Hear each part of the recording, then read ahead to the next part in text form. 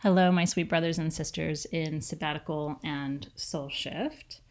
I felt very called to make this brief audio for you. And what I want to tell you, first of all, is I want to thank you. I want to tell you how beautiful you are and how great you're doing. That's really what my spirit guides wanted me to tell you. I was in meditation this morning and they were like, give them a little pickup. Tell them how great they're doing. Each one of you is evolving in such amazing ways and stretching and being brave and approaching old situations with new perspectives. And that to me is the ultimate shift. You know, when those old situations present themselves to you again, it's a test. How will you approach it this time? Have you integrated what you've learned? And I think one of the things that I appreciate most about these two containers, which by the way created themselves, right? I mean, Sabbatical created itself 8 years ago. Soul Shift created itself through ayahuasca.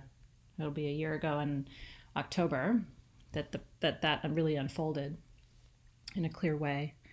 And what I know for sure is that these containers are powerfully held, not by me, but by spirit guides who are attending the work that we're doing. And it's really critical. You know, this is such a strange time in our human evolution. And one of the hallmarks of it seems to be this double consciousness or this triple consciousness where, you know, there's multiple narratives, multiple realities that we're all navigating. And as we become more interdimensional, I think that's only going to increase. And so now is a really good time for you to learn how to manage that. In Soul Shift last night, the herbs from your mesa and the oils from your mesa are actually very specific tools designed to calibrate you to handle these different frequencies. But I do want you to recognize that that's happening. I don't want you to look at the complexities of your life and think, it must just be me. You know, I'm down, but it must just be me. I'm stressed, but it must just be me. I do think that there is planetary stress, you know, and the upgrade of our cellular system to a new generation of Wi-Fi capacity has an impact on the human energy field. You know what I mean? Like, it really does. And it's just, it's everything is bringing a higher, newer, broader frequency. But there's no manual for us. Like, okay, so how do you acclimate to that? How do you, because it's invisible, how do you even assess what's happening? Which is why I'm trying to open up some conversation and dialogue about it with you here, because, you know, as my mom used to say, and it drove me nuts, it is what it is. It's like my least favorite phrase because it actually isn't what it is. It is what you make of it. It is what you decide it is. My mom is very passive. She's very magical, but she's very passive. My mom really does believe that there's somebody else driving the car and that she's barely even a passenger, right? Which, you know, is good in a way because you're not trying to constantly push the river, but it's bad in a way because it sets you up to feel like you're just on the receiving end. You're a victim of whatever happens. And then you just say, well, it is what it is. And it's like, well, is it though? So my message to you today is this. I want you to think about how other creatures manage a high frequency of energy. Think about bees in a hive. And, you know, we use the word hive, right, to describe Magical Sabbatical, but our community more generally. But what is a hive? Most people, if you say hive, oh, yeah, but then if you ask them what a hive actually is, they're like, I don't really know. You know? They don't really understand the sacred geometric intricacy, the divine guided intelligence that is manifest in a hive if you're willing to see it. Everything in a bee's universe is six-sided. The chamber in which they are created and birthed is a six-sided chamber. The lens through which they see is actually comprised of six-sided hexagonal plates. They see the world through a hexagon. They are birthed in a hexagon. They create hexagons, right? They create the honey and the bees wax, right? The honeycomb. All of that, the main products and the byproducts of the entire process are hexagonal. They see the world through an intelligent lens, and they participate in that system, in that ecosystem. And the symmetry and the precision of the energy is ultimately, at least from what I understand of all my research over the years into bees and hives, the symmetry and the process, and trusting the process, and acknowledging the perfection of the process, allowing the process to unfold, but being consciously aware of it and active participants in it, is what keeps the bee colonies functioning, what helps them manage. Because if you think that a bee's life isn't stressful, I would encourage you to maybe reconsider that perspective. It's complex and it's interdimensional and multifaceted in so many different ways, and limited, right? Like the scope of their lifespan is limited, but they rely on the collective. Bee medicine isn't individual medicine, it's collective medicine. You have to learn to trust the intelligence. There is an intelligent system around you unfolding in divine and perfect ways, and it's your job to notice that, understand that, and rest into that. Find some comfort there. You need to recognize the power of the collective to be a force of support, working toward one common goal. And I think it's really important to recognize, my intention in the work that I'm doing, which you are intricately involved in because we're all a hive and we're all building this thing together. My intention is to change this world in some pretty subtle but profound ways, to help people see the beauty in their life, to help them recognize that a lot of what they see in the world that upsets them and challenges them and disturbs them is actually a reflection of some parts of their inner world that are coming up for healing, and now is the time. And that there are tools that you can use to do that healing. And ultimately, perhaps the most important and profound piece of wisdom is that there's no escaping it. You don't have to do your soul's work right now, but you do have to do it. So you can kick that can down the road and postpone it. You can stomp your feet and say, this is really fucking hard and I don't want to do this anymore. I'm not saying that you are, but these are options available to you. It's almost like a child. Like, you're going to school today. So you can throw your backpack on the floor and say, I don't want to go to school. You can complain about going to school. You can go there and put your arms, cross your arms and say, I'm not going to participate. You can run away. But ultimately at some point, you know what I mean? Like, you're probably going to come back and say, all right, I'm ready to do this now. And the universe is patient till it's not, right? So I want you to know today, you are not alone. You are in a collective of souls here on a micro level, right? In Sab or Soul Shift or both, and externally too. And you have everything that you need to do the work that you need to do. You are primed for it. This is like a marathon and you've been training for it. It's all perfect just as it is. You don't need to fix or change anything about it. You don't need to change the hive. You don't need to change yourself. You don't need, resting in just knowing that you're in the right place at the right time. And then notice the beauty.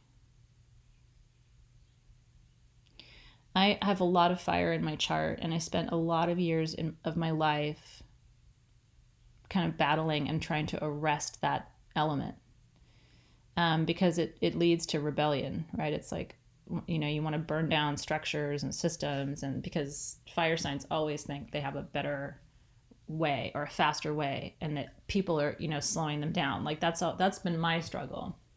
I could do it better myself. My mom reminds me all the time that I was 3 years old going, I don't need any of you people. And,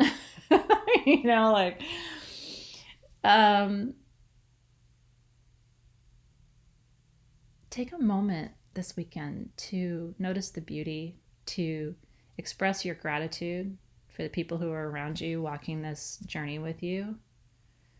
Even in the hustle and the bustle, you can slow it down. You can take a breath and you can decide to orient yourself. I feel like sometimes every day I start over. Today I commit to. And it's like a new beginning. And for me, I guess what I'm recommitting to right now in my life is appreciating rather than becoming depressed by or anxious because of or irritated because of. Like looking at all the things that are kind of challenging me and deciding to see their beauty instead. My very first medicine journey was not a very profound one, but I'm still integrating it. And at the time I was like, that's all they're going to give me. I remember being kind of like frustrated. But they don't start you with the big, you know what I mean? No matter what plant medicine you start with, they know. And they don't let you have too overwhelming of an experience, in my experience anyway. They started me small. And the only takeaway from that first journey, but big because I'm still integrating it, is this whole thing is a classroom. I guess at the time it was kind of a holy shit moment. But it also sounded so simple that I was like, really? My intention was to understand why life can be so complex and challenging sometimes. That was my intention for my journey. And the answer they gave me was, this whole thing is a classroom. And what's more, you're a classroom. Some of us think we're teachers. We're not. There's one teacher. There's one intelligence that expresses itself through us in ways that it decides are appropriate, right? They give us wisdom. We discern, we pick up. Our soul carries wisdom, right, from other lifetimes. But that's still wisdom that has come to us through the one source, in my opinion. We aren't necessarily teachers. We are classrooms. You learn a lot from me by virtue of watching me, I think, and watching my life, and probably sometimes even more from a lived example than what I tell you, right? And isn't that the truth for most people? I know, I'm very mindful as a parent. My kids are learning more by watching me than by what I tell them. I got frustrated with Dave about something last week. I was something with the grocery store. But I was just kind of like, there was a lot going on and I was just frustrated. And after we were done at the grocery store, I said, we were in the car, two of us and the kids, and I said, I got frustrated back there and I shouldn't have. Like, I'm just a little bit stressed and had nothing to do with the shopping cart and the vegetable aisle or whatever, like me holding too much groceries, or I don't even remember what it was. It was dumb. And I looked at him and I'm like, it was not a great moment for me getting frustrated there. I didn't like throw a fit or anything, but I was just like, could you please move that cart? Like, I've got too much and bring it out, you need to help me. But one of those moments, right? And afterward I was like, I needed to help myself in that moment. But because you were there and because you're familiar, I kind of took it out on you and I'm sorry. And he was like, no problem. I know there was a lot going on today and it's fine. But I looked back and I saw the kids in the back seat and I thought, I'm glad they saw that. Both parts, me getting frustrated and me saying, that was my shit to work out. And I'm sorry that I caught you up in it. And the fact that I did that within 10 minutes, it wasn't like it was the next day. And I didn't say anything to them, but it was very clear that they got the message there. Taking responsibility for the energy that you bring, recognizing when the energy that you're bringing isn't in alignment with what's needed at the time. And also, at the same time, like cutting yourself some slack and saying, you know what? Yeah, I mean, you're stressed and a lot's going on and there's a lot happening on the planet. It isn't in your head. This is not in your head. But that doesn't mean that you don't have to take responsibility for how you react to it. In every moment, it's a choice. If you're feeling down and discouraged and feeling like you've lost some clarity, do a little hive meditation. Close your eyes and imagine that there's a beautiful hexagon surrounding you, a beautiful honeycomb hexagon, and you're sitting in that perfectly intelligent space, like a bee who's just been born. And now your mission is to take this clarity and bring it to life, to see the world through this hexagonal clarity, which reminds you that you're not alone. You're part of the collective. You're surrounded. In Sabbatical and Soul Shift, you are surrounded by the most magnificent people who really do care about you, even if they've never met you and never will meet you, because the energy here is pure, and the intention is also pure. So rest here a little bit. Rest your head. Remind yourself that for today, you're perfect. You're right where you need to be. Nothing needs to be fixed or changed. It's all unfolding in a way that's magnificent and beautiful, if you're willing to notice it. And that in every moment you have a chance to reboot, restart, and say, okay, I'm going to reorient myself now. This isn't just me. There's a lot of energy flowing. I need to stop and breathe. Picture myself in my little hexagon of structured energy, and then try to see the world through that lens. Try to embody what we're doing here, you guys. And don't just embody it for other people. Embody it for yourself. You'll be so glad you did in a couple of years. My shaman always says, give me a year. That's why I'm telling you, this year in Sab and Soul Shift, you won't really see the outcome until the end of the year. And I want to really encourage you to hang on. Give me a year. Give you a year.